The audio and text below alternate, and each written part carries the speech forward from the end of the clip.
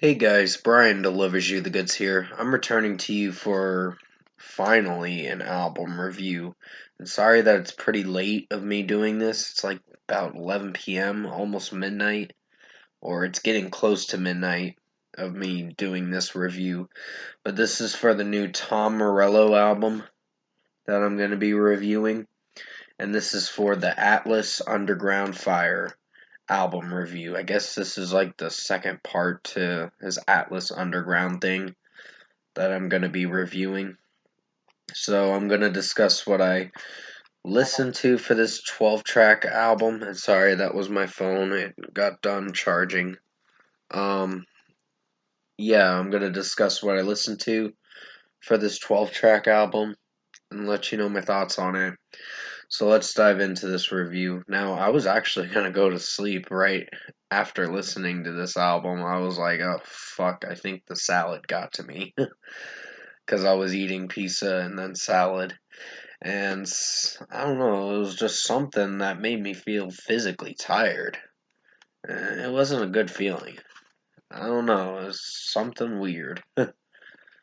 it, but hopefully, I'll get a good night's sleep. So, yeah, I don't want to concern myself too much with that. I just want to give you an update on my health thing and all that, on how I'm doing and all that. And I'm doing alright. Uh, but, yeah, the Atlas Underground Fire, like I said, it consists of 12 songs, has a runtime of 46 minutes. I've only listened to one of the songs, which was "Let's Get This Party Started" featuring Oliver Sykes from Bring Me the Horizon. And that song was not bad. Had a good beat, just the song seemed like it was a little clustered from time to time. Just depends on the area of the song. And Ollie Sykes singing in the song doesn't sound so bad. And I like how he starts the song. That actually really interests me. And then this sounds like a normal rock song. Rock-ish kind of song, I guess you could say. It may have some electronic stuff in it, but no, it really worked. So this song, I would still give it a 4.5 out of 5 because I'm still unsure if I really like it or not. But it's probably the most solid track you're gonna find on this album. Uh, but Harlem Hellfighter was not bad either. That was another one I'd give a plus, so 4.5 out of 5 for that one. Next was Highway to Hell, the cover song from AC/DC that Tom Morello covered. Um, it was decent. It had Bruce Springsteen in it, the boss or whatever, I guess you could call him, or whatever you call him. I don't know. It's a certain name, I guess you call him, or something like that. Uh, but yeah, Bruce Springsteen didn't do so bad in it. It's just, it seemed like the right kind of song for AC/DC to perform, not uh Tom Morello or Bruce Springsteen performing it, which he didn't sound so bad in it. It's just, I don't know. When it comes to doing a cover song from AC/DC, it's best to leave it to the band itself. Just pointing out my honest opinion. Uh, Driving to Texas was a little bit weak of a song, but it was average. I gave it a 3.5 out of 5. Some of the female vocalists singing in it, I don't know if I'm feeling for it as much, but it did alright. Next is The War Inside featuring Chris Stapleton, and that didn't do so bad. Uh, Sorry, my nose is kind of running. Please forgive me on that. I don't know why it's running. It's so fucking weird. Please forgive me on that. Uh, it's just something I ate. Just is getting to me physically. So I don't know what it is.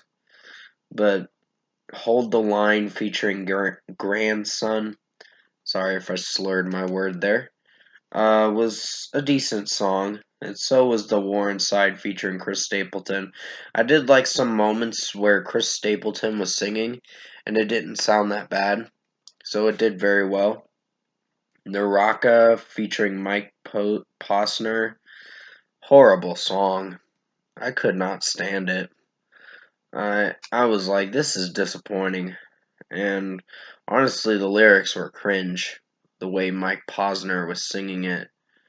It just didn't sound like the right kind of song for him. Or, however, I find his voice to be a little annoying nowadays. Just being totally honest. But the Achilles list was decent.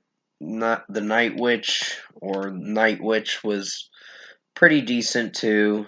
Charmed, I'm sure. It has electronic and trap beats in it, but I guess it did alright. It's average, I guess. Save Our Souls was the screaming part with the vocalist screaming. I don't know if I like it as much, but it did fine. So 3.5 out of 5 I'd give that. It's a little low of a rating, but it's average at best. And finally, we come to the final track, which is just a instrumental slash dubstep beat kind of song. It has a lot more production work in this song, so it was decent, but not in a way to where it's going to bring the album back up to a better standard. So sorry that my nose is running. It's just, yeah, it's just a problem. I'm really sorry about that. Hopefully I'll feel better in the morning or something like that. But overall, I think Tom Morello's The Atlas Underground Fire album was okay. Not something I'd listen to again that much. Maybe occasionally, but not to the point where I really love this album. To the point where I'm gonna buy it. Nah, it's kind of unlistenable from time to time. It just depends on the listener and what they think of it. But for a score, I'm going to give Tom Morello's album, The Atlas Underground Fire, a 6.5 out of 10. It was okay. Not great. And sorry that my nose is running trying to do this review. It's just, I don't know, my nose is acting up for some reason. It's so fucking weird. So I might have to go blow my nose after this video. So yeah, I just wanted to give you a health update and also do this review too. So I don't know, just having a weird night, I guess you could say. But I think I'm waking up a bit more after talking to you guys about it. uh, but comment below. Let me know what you guys thought of the Tom Morello album, The Atlas Underground Fire, if you've heard it. And if you enjoyed this album review, which I am giving it a 6.5 out of 10, it's okay in my opinion. It's nothing perfect, but some of the songs were fine and some of them were a bit cringy. Just being totally honest, so yeah. But like I said, if you did like this album review I made for you guys tonight for Tom Morello's The Atlas Underground Fire, comment below and let me know your thoughts on it. Tap like on this video if you liked it. Subscribe to my channel if you can. Support the channel.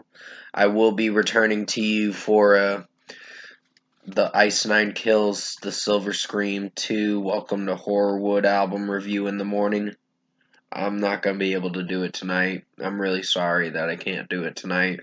I thought I was going to do it tonight, but I only came around to finding this album because the fucking Silver Scream 2 Welcome to Horrorwood does not want to be found for some odd reason. So it's hard for me to find it.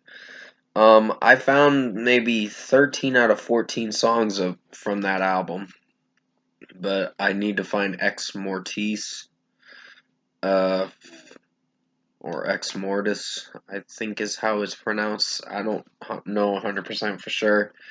But I hope you found this album review to be enjoyable for Tom Morello's The Atlas Underground Fire. I did the best I could to make it as good as possible. And like I said, I'm really sorry that my nose was running during this whole review. I am definitely gonna see what's going on with that problem or whatever. But stay safe, take care, have a great rest of your upcoming release day night for new albums to come out, like Coldplay, this album, and also Ice Nine Kills as well. So I'll see you guys in the morning for the Ice Nine Kills Silver Scream 2 Welcome to Horrorwood album review, and as always, I'll see you in my next video.